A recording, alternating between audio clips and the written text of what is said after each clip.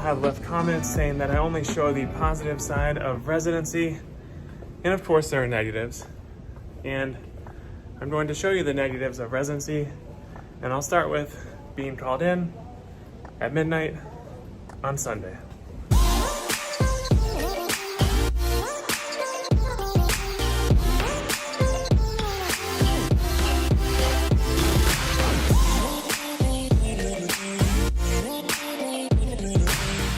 All right, so like I said, it's just about midnight on Sunday.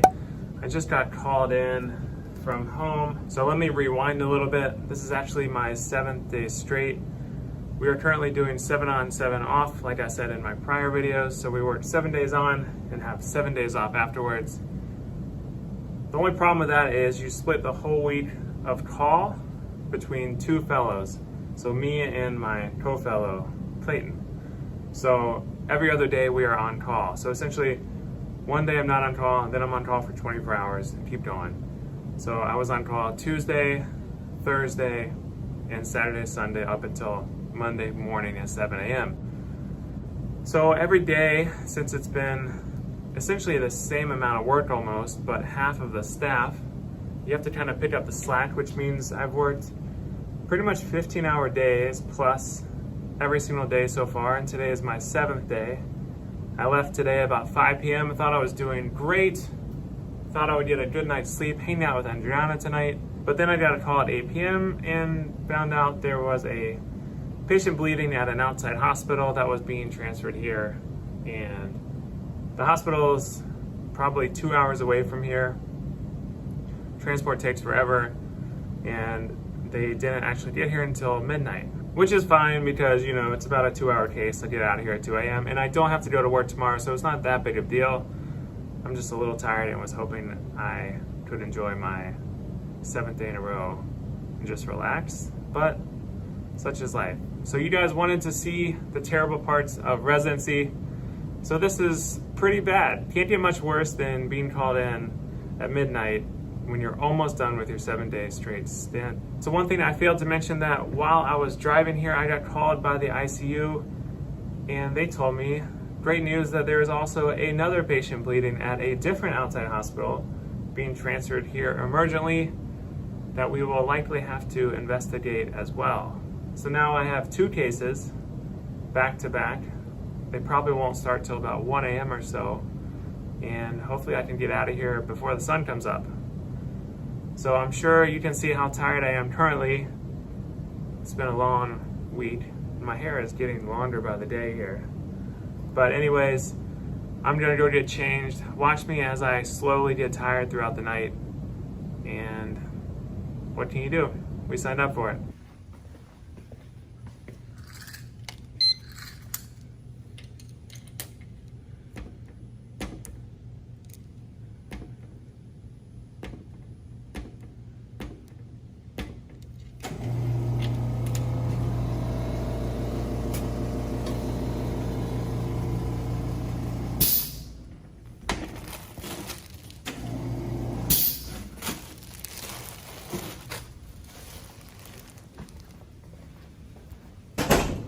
All right, so it's about 15 minutes later. I got changed, as you can see.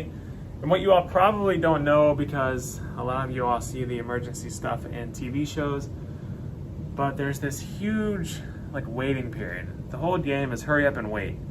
These patients get transferred here. The ICU teams have to assess them in the unit. They have to either put a central line in, intubate them, or whatnot, change their pressure requirements, all that stuff, tune them up. Then they can transport them down here. So essentially I get here, I do all the waiting, do the note, look over the imaging, plan our way we're going to go about this procedure. And then once the patient gets down to our suite, then I will call the attending in and wake him up to come in, because they usually live pretty close by.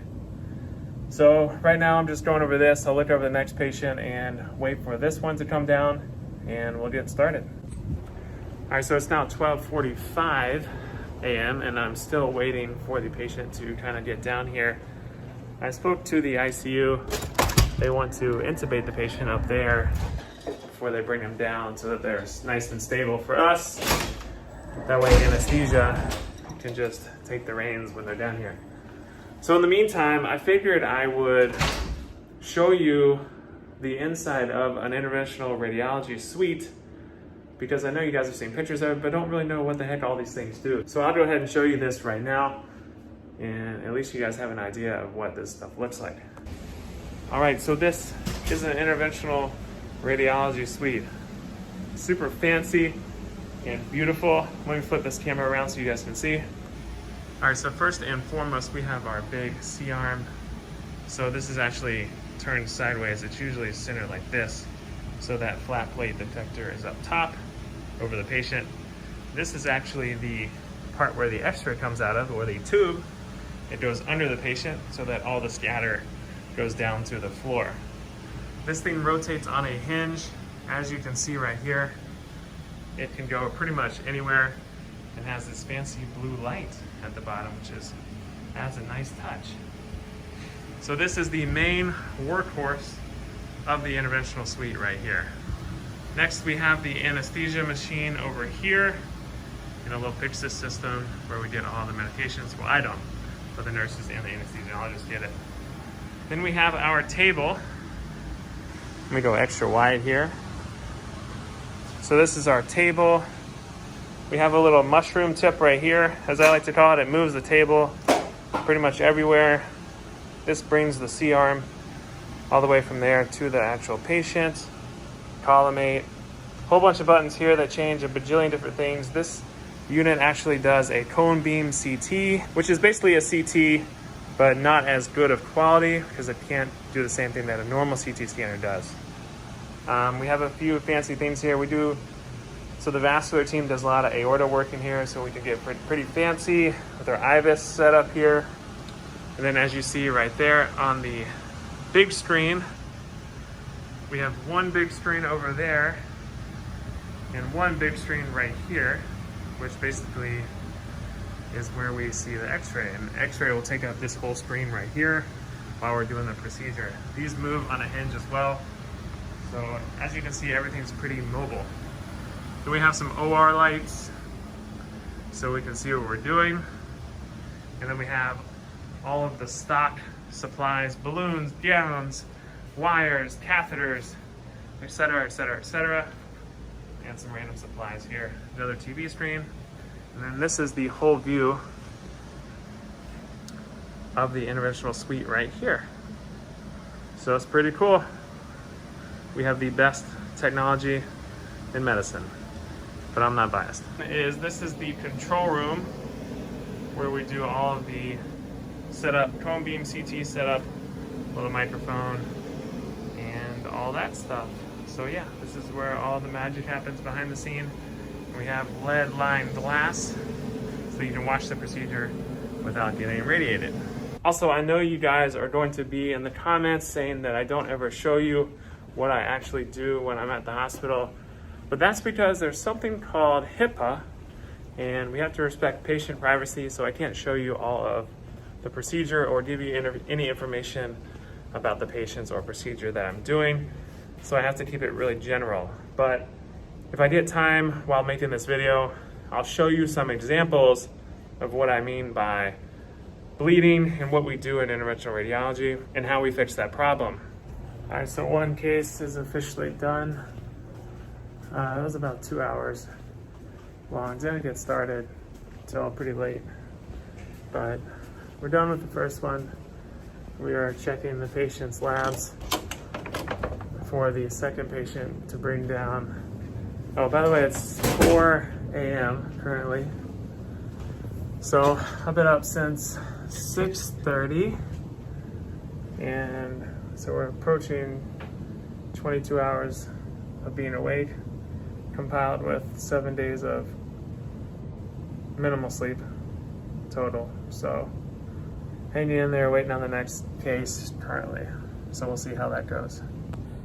Also, since I won't be here tomorrow morning, I'm gonna go ahead and dictate that case because usually these difficult cases are long and take a lot of time to dictate. So I'm going to do that now so that I don't have to do it later and forget everything I did. All right, so luckily we didn't end up doing that last case It's gonna have to be pushed until the morning. And yeah, that officially concludes this night. It's about 5:30. I'm gonna get changed real quick and go to my car. All right, so like I said, it is 5:30 now. And we only did that one case because the other patient was stable, and the case took a little longer than we anticipated. So now I'm going home. I guess I finished out with a bang, so to say. A nice almost 24-hour shift to finish out my 7-day work week. So you wanted to see the not so fun side of residency. Here it is.